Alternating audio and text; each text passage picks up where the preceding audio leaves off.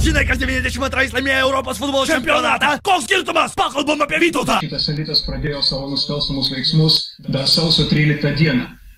Mane pratęs ir toliau kalbės tuometinis miesto meras Vytautas Bernatonis.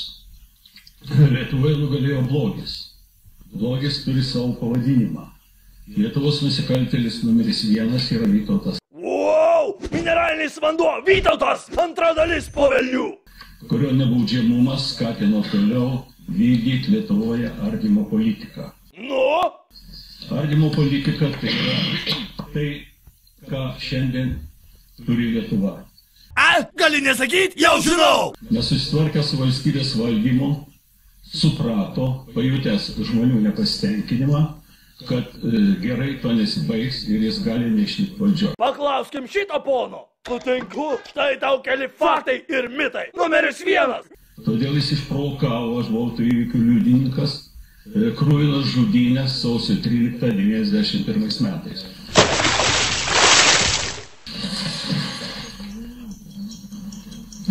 Tai už kokią agresiją reikėtų pašalinti? Negalime elgtis.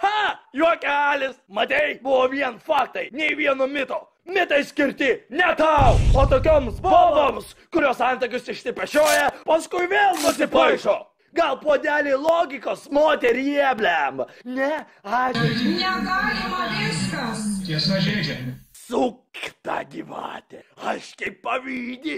Išgerk Vytauto, nusiramink. Pone Kaminski, bus laikas suteiktas ir jums pasisakyti. Drąsos kelias obailių. Pone Paleckis. Kas čia toks pakuotas?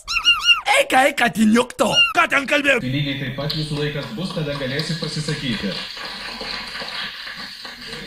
Pradėsime nuo drąsos. Žiūrėk, kokie papai. Ui, kas čia toks miaukia? Vėl papai, vėl katinukas. Papai, vėl katinukas, papai, katinukas. Ai, neišlaikysiu kaip gerai. Mineralinis vanduo Vytautas. Labai sveikas, labai natūralus reikalas.